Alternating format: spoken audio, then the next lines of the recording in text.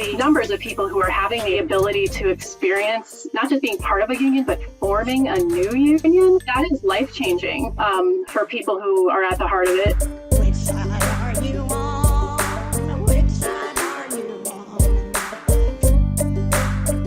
We have a great guest coming on the show now.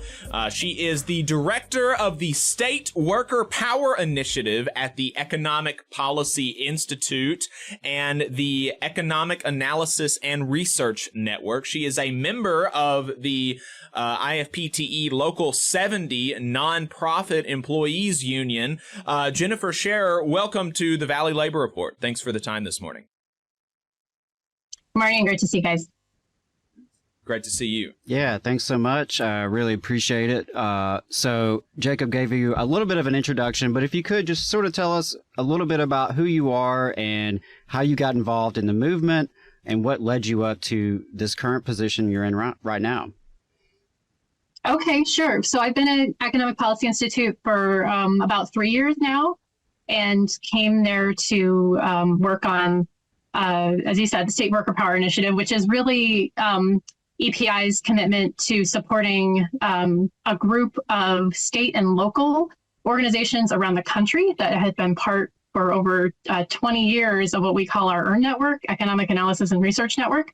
So I think as some folks might know already, Economic Policy Institute is a longstanding, founded in the 1980s, nonpartisan nonprofit think tank committed to focusing on working people's issues.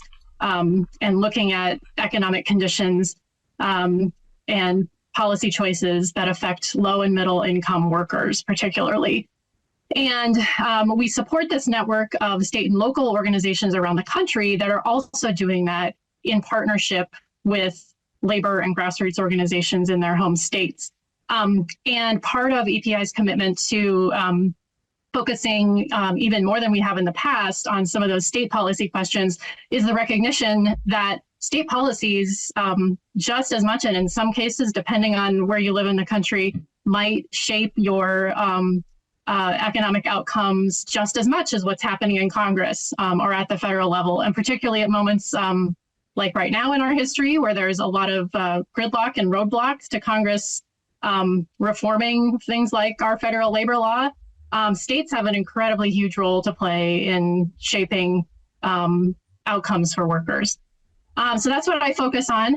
And before coming to EPI, I was director of the Labor Center at University of Iowa. I've been a labor educator for most of my career, doing worker education and working with a long list of different unions on building up their leadership development programs and worker rights education. So in Iowa primarily, but in partnership with a lot of unions in the Midwest. And you had some experience with UE, right? Yeah, I guess you asked me to go sort of all the way back. My first opportunity to be part of a union was all the way back in grad school when I transferred kind of in the degree to University of Iowa and became a teaching assistant. The grad employees had just had their union election, so I was involved very early on in sort of the formation of that bargaining unit in the late 1990s, and got to be part of some of the bargaining committees, was the local president and vice president. Did a lot of door knocking and membership building in those early years of building up a new union. So that was some of my first union experience. Also worked on some organizing campaigns with that UE was heading up at the time. And that was a great way to enter the labor movement in the late 90s, and also sort of the height of the global justice movement, which I also had a lot of opportunities to be part of for several years into the early 2000s. That's awesome. Yeah, we're big fans of UE here on the Valley Labor Report. And also something that your story really, brings up for me that I think gets into what we're going to talk about today with union membership numbers and union growth. is the experience of organizing at the grad level or as a grad student or organizing on college campuses more broadly. And that seems to be a major trend over the past few years, this, energy on college campuses with various levels of workers, right? From the professors to the grad students to, the hourly employees on campus. And one thing that we are wondering is how much is that going to boost the movement long term, right? Are these folks going to be organizing on college campuses and then, much like you, that lead them down a path of organizing and unionizing in other sectors and other industries? And I'm just curious if, have y'all done any research on that, or, what are the trends y'all are seeing? And do you agree with that assessment that there could be some, long-term gains that we're going to see out of this kind of organizing? Oh, yeah, for sure. There's from my generation of folks, there's certainly a whole cadre of people who were leaders of grad employee unions in the 90s who went into various parts of the labor movement, as organizers or researchers or labor educators, which ended up being my path. And I think what the numbers tell us from the last couple of years, the just incredible explosion and success, just astounding, jaw-dropping election victories on campuses across the country the last few years means that for this generation of folks who are coming through grad programs right now, that the numbers of people who are having the ability to experience not just being part of a union, but forming a new union, right? I mean, that is life-changing for people who are at the heart of it. And you take that experience with you, whether folks go into academia, and have a new understanding and a new ability to be part of or to grow faculty unions. Faculty are far less on a percentage basis, unionized than grad employees at this point in our country. And, or if folks go into other careers, because, we know that part of what's driving the organizing is folks' recognition that there's just a crisis in the academic labor market, and a lot of people won't end up in faculty positions. They'll end up in other roles and other careers, but you carry that experience with you. And knowing how to form a union or take a leadership role in a union anywhere you go is something that is going to be transformative, I think, in a lot of sectors potentially. Right. Yeah, I really agree. I think there's just so much potential there with, leadership development, because I agree, it is a life-changing experience, the relationship building, the feelings of solidarity and collective action, that you really do feel. It's more than just something you read about or you study. Becomes a lived experience. And I really do hope to see how that, I can't wait to see how that really trickles out into the broader economy. So, we talked a little bit about the numbers. Let's talk about it. The BLS, the Bureau of Labor Statistics, put out the new union membership data for the year. Jacob mentioned some of the highlights in our last week in Southern Labor report. There is growth, but not fast enough to keep up with population. So density did drop slightly from 10.1 to 10.0. In Alabama, it's a little bit brighter story. We continued to grow and went from 7.2 to 7.5 union density. And just to remind folks, union density is the percentage of the employees who are union members, right? So 7.5% of workers in Alabama are union members, according to this report. So, Jennifer, I know you study these numbers closely. What are some of your takeaways and reactions to this?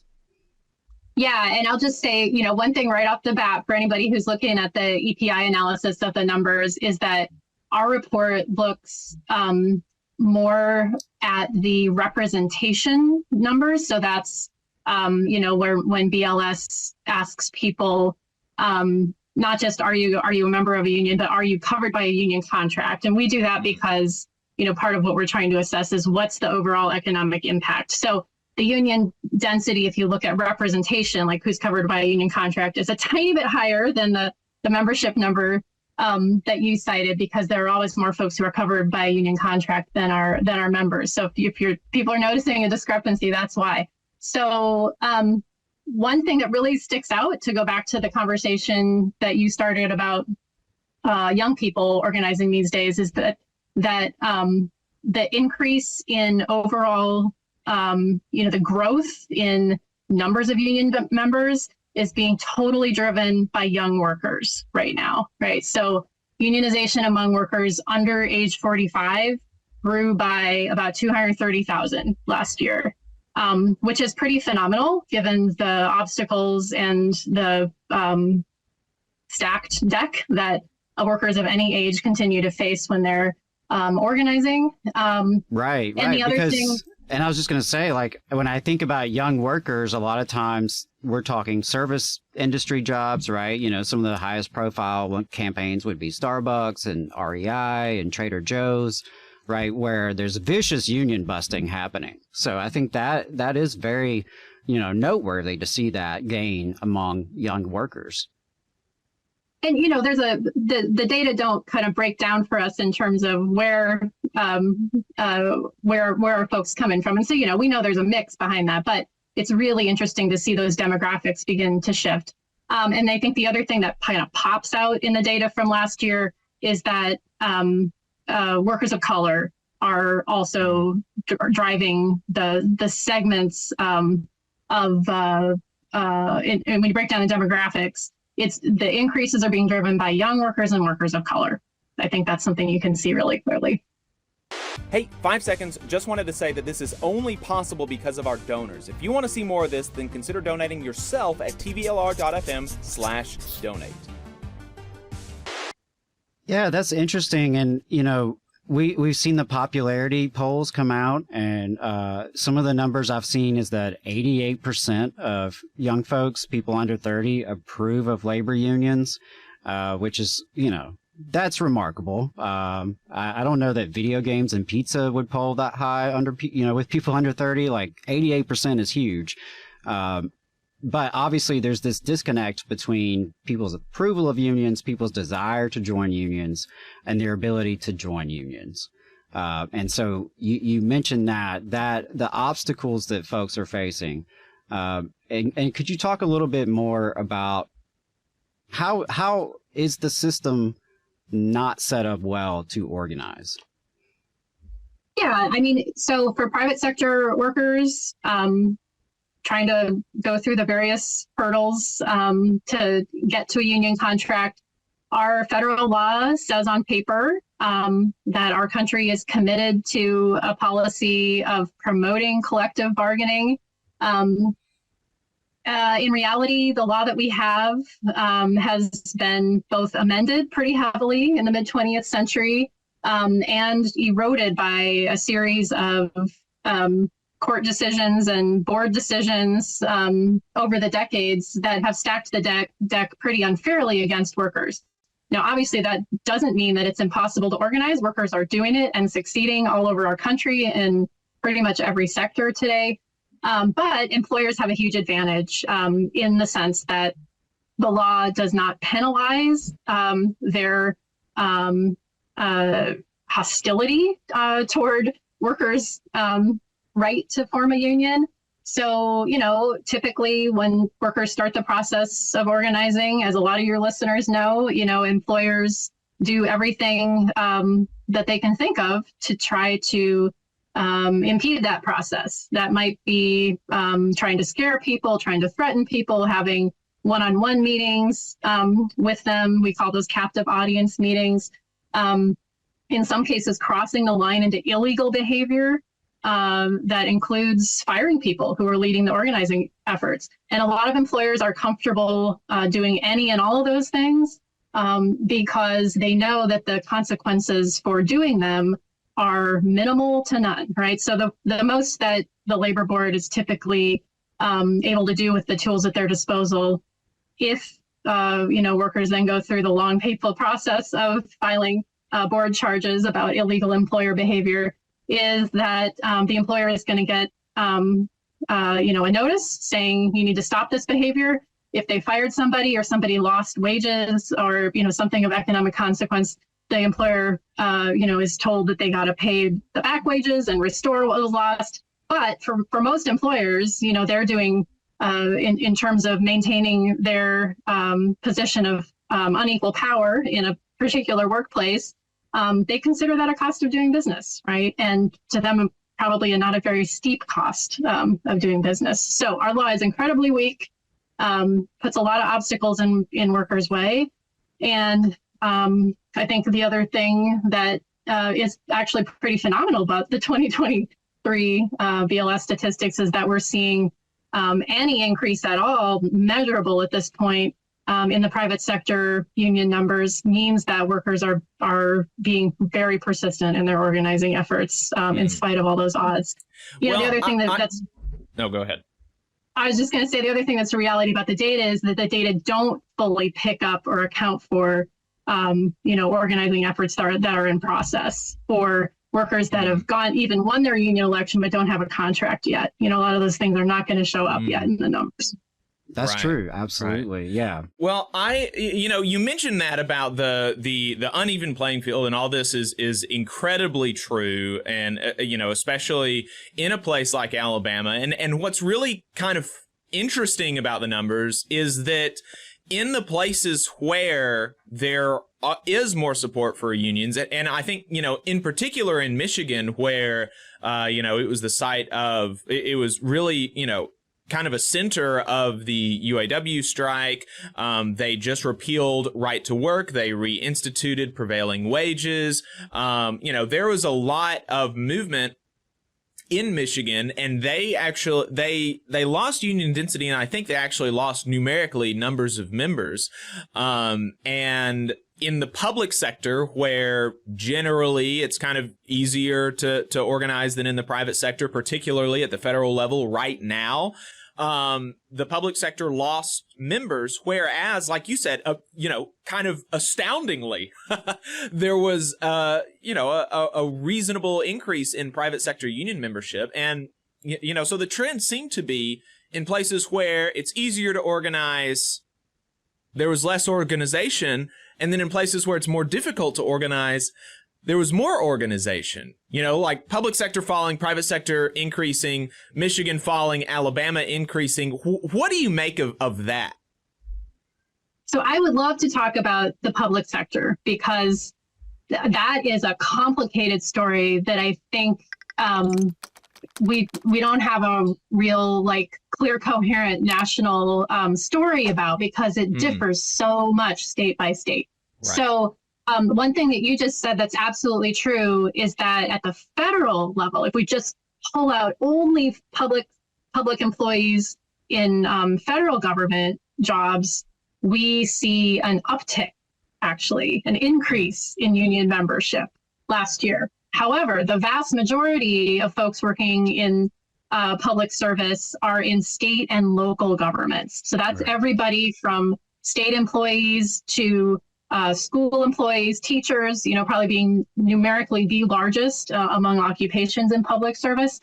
And on a state-by-state basis, the laws under which public employees at the state and local government level work vary wildly, just totally different. So we have states still in the country where there's an outright ban on having a union contract for state and local government workers. So we have to keep that in mind. And then we have, some states that have very robust, long-standing, protective union laws for state and local government employees. And what I think is really clear when we look at the state and local government unionization rates, which did fall last year, that's where we're seeing the decreases. If you pull out the public sector, we noted it's kind of remarkable. Private sector union membership went up last year, but we are seeing losses in state and local government unionization levels across the country.